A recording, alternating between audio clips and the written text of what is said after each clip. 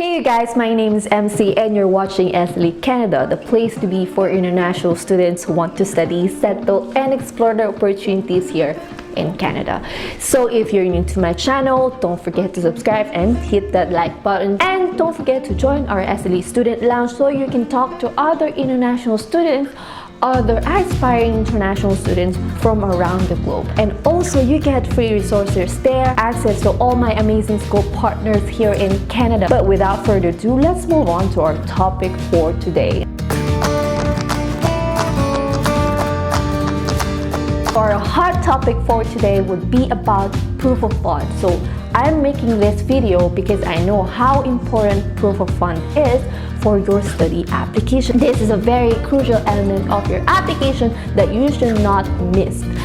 So today I invited a very special guest, and he is a financial guru of Germany. So I'm gonna call Felix and let's talk about money. So thank you, Felix, for coming here today, and we're so glad that you have spare time to be with us.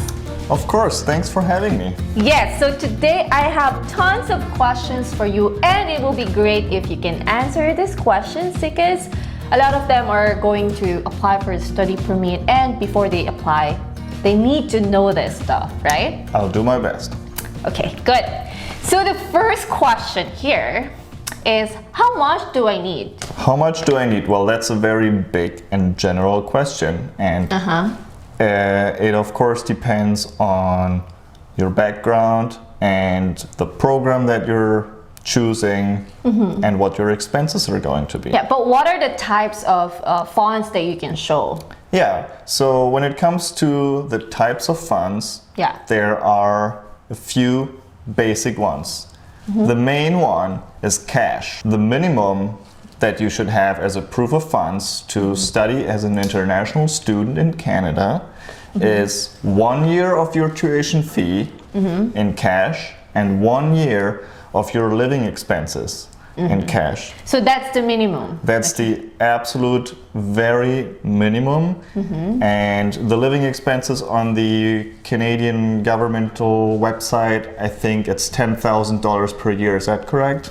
If you're a single applicant. Yes, for a single applicant. So if you have a spouse and if you have a kid, then that will be more than that. Yes. So if you have a spouse, I believe that will be an additional $4,000, and then if you're going to bring one child, that will be an additional $3,000. So in total, your cost of living will be 17,000 Canadian dollars. So it really depends how big your family is. So you just have to check the Canadian immigration website. Yeah. The next really common one is the GIC, right? Which is where you give a certain amount of money to a Canadian bank, and then they give you a little bit back every month. Assets that you have or investments can be any type, like you have a house back home or you have a rental income, stocks or anything else. Just it's good to mention those, but it's important that those are not a primary source for proof of funds because they can fluctuate, and how fast can you liquidate them? How fast can you actually get the money if you need it, right? Then there are sponsorships. So you have relatives in Canada that are giving you free accommodation or free food, things like that, right? Or also support you financially. And yeah, those are the main ones. How about your tuition fee received? Oh, right. There's one more. So if you already made payments, whether it's the first tuition fee, whether it's the flight that brings you to Canada. If you have already paid for your ticket. So that money already came out of your bank account. So make sure to show them the receipt that you already booked that flight. If I will study for 2 years, do I need to show 2 years total expense? What do you think? Ideally, yes. Yes. Exactly. So, but why? Well, it just increases the chances. So, like I mentioned before, the absolute minimum that you need to show is 1 year of tuition fee and 1 year of living expenses in cash, ready to spend. Yeah, right. But like the difference, that could be your asset, your rental income. Is that what you're saying? That could be in addition to those 1 year expenses. So best practice, guys, is to provide, if you're going to study for 2 years, you just have to provide you have to show 2 years of total expense. That's the best practice. How would you show your bank statement history? What if you have a big chunk of money that came to your bank account? How would you like explain that? Is that a red flag or anything? Well, it depends. So sometimes you have a big chunk of money coming into your bank account because maybe your parents gave you some money to support you. Yeah. If that's the case, then you have to have a statement from your parents explaining this and like basically proving that that's what happened or that's how they're helping you. In general, also have a minimum of 4 months of transaction history of your bank account, and well, the more authentic it looks, it can be. The better it is. Yeah. They don't just want someone having a bank account for 4 months with a couple $100 in there. Yes. And then in the last week, you just $20,000 came into the account. Yeah. So how did that happen? Because a lot of people just think, oh, I'll just ask my friends to send me some money, and then later I'll just give it back to them, right? Yeah. So again, the immigration will find out. For you to show that authenticity, then the longer your statement, the better. And then explain right away if you have a big chunk of money. And then I always say this, that if you're going to provide a bank statement, always include a bank certificate. So next question, Mr. Felix. Yes. Are you still with me? I'm there. Okay. Next question. Can I study in Canada using a full scholarship? Can I be like a full scholar? Yeah, that's possible.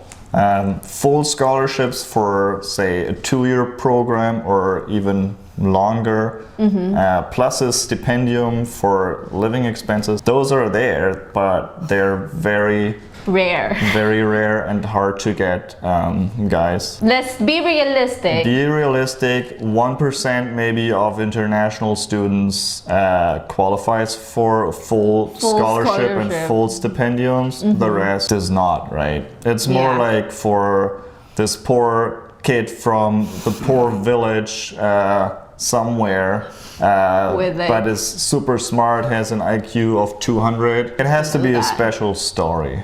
Because remember, you're asking someone to pay everything, basically. Yeah, which is like $20,000, $30,000, $40,000, right? That's a lot of money. Yeah. That's true. Mr. Felix, my next question would be... You don't have to say Mr. Felix every time. Okay, I'm sorry. I just want to be formal. Okay, Felix, I have a GIC. Do I need to show my bank account? If I have a GIC, do I still show my bank account? Ideally, yes. Like always, the more you can show, the better it is, right? So I believe the minimum GIC start at $10,000. Yeah, up to 50. Yeah, so if you just have a GIC over $10,000, that's great to use that to prove your living expenses. Yes, exactly. Not your tuition fee so much, I would say, because the way GICs generally work is that they you make a big deposit, give it to a Canadian bank, and then they pay you a little bit of interest, and then they give you a certain amount back each month, and by the end of the term, everything's been paid out. Yeah. Right. So the main idea of a GIC is just that the immigration officer trusts more that money is actually there and it's safe. You can't just like pull out the money once you're here in Canada, and then you use it for partying or something. Yeah, correct. So you can have your $20,000 and bring them with you on your old bank account. and then you can just go to the casino in Niagara Falls. There are lots of casinos, there are lots of opportunities to spend your party money all night. You know, it's no problem spending $10,000 in one night if you want to. Yeah. But yeah, that's how GIC worked. Right. So now my next question, can I use a property or investment or rental income as my proof of fund? You can definitely use that to supplement your proof of funds. Yeah. Not as a primary source. Yeah. Yeah, but if you do have that, make sure you explain it properly. And if it's something like a steady passive income, like a rental income, then make sure to explain how much it is and maybe what kind of apartment or house and where that is. So they have a little bit of an imagination of how safe that. So now my next question will be about sponsorship. So I know you had a sponsor before, and it will be great if you can share that with our viewers today. And now the question is, do I need to show my living expense if someone will sponsor my food, my accommodation? What's your takeaway? Well, it definitely subsidizes your living expenses by a lot, right? Because food and accommodation are your main expenses. Yeah, that's true. Right? But remember, there's still other expenses that you will have. You will still have to buy or pay for your cell phone plan. You'll still have to pay for your bus ticket, buy books, buy study supplies. Like, there's a lot of stuff, right? Yeah. So you should definitely still have a bank statement. Yes. And if those people are sponsoring you, it's best if they can provide a proper bank statement of themselves or show something that they have a solid, reliable income or that they have a solid amount of savings. Yeah. Yeah. So the documents that you're saying are affidavit of support, and then if your sponsor is here in Canada, you can provide a tax paper like T4 or payslip if they're working, and also the bank statement, as you're saying. Yeah. So in that affidavit of support, you need to be specific. What are the things that the sponsor would be providing, right? Yeah. If it's food, accommodation, you know? And they will write that and sign it and date it and everything. Yeah, right? and make sure that you go to a lawyer and have it notarized so it's official. Okay. Yeah. I didn't do that. But like, for me, I would do that, you know? Okay. No harm of doing extra work. Okay. How will I structure my proof of funds in my study plan, Felix? How will you structure it? Yeah, like how would I show it, like in proper documentation? Like, you know what I mean? Yeah. So basically, in the beginning, I would just have a small summary. I would have a table of all the funds that you have. Yes. And then I would have a table of all the expenses that you have. Yeah. Yeah. So for example, you can say cash. Yeah. $10,000. Yeah. Tuition already paid, $5,000. Yeah. GIC, $10,000. Sponsorship, accommodation and food paid for by my uncle. Yes. Rental income, $500 a month. Assets. If you have your house or car. A house in Manila worth 10 million pesos. Wow. I don't know. Am I rich? Accurate?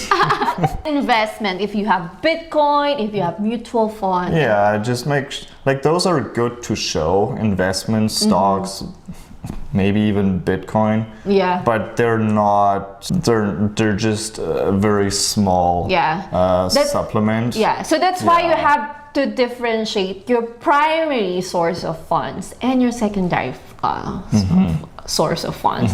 And then at the next table would be your expenses. For example, your tuition fee expense for the entire study, your cost of living for the entire study, and if you have of course you need to pay for your ticket, you have to include that as your expense as well. And then at the end of it, you can summarize it, like how much money I have left, or it will you can summarize that you can cover everything. So I heard that you studied here in Canada and you have very interesting proof of funds, right? Yeah. Can you tell me more about that? Yeah, so I studied as well. Yeah, that's correct.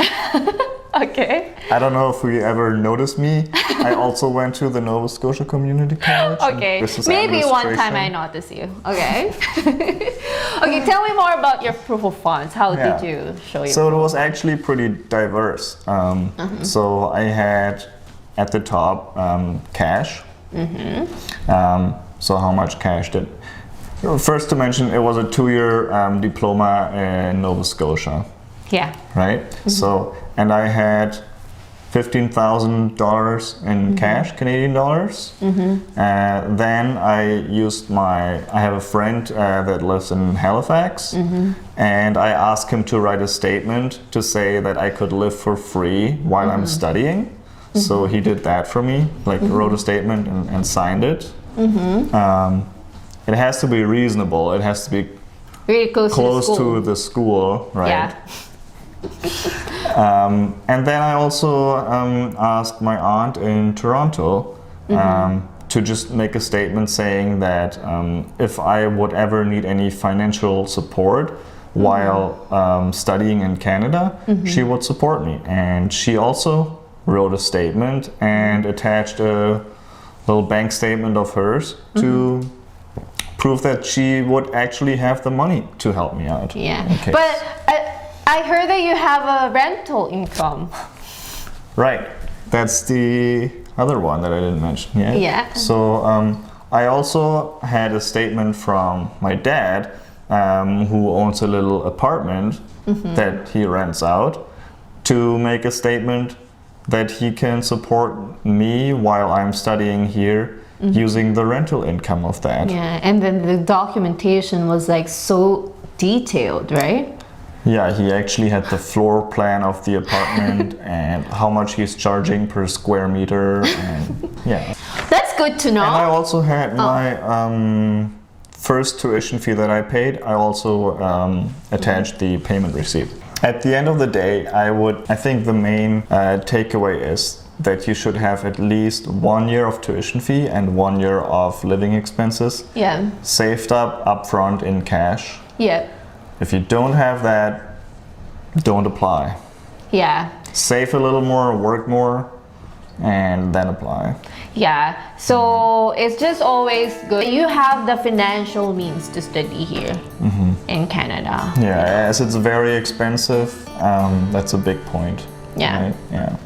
So I hope you guys like this video and you find it helpful. Thank you again, Mr. Felix, for visiting SLE and answering these questions.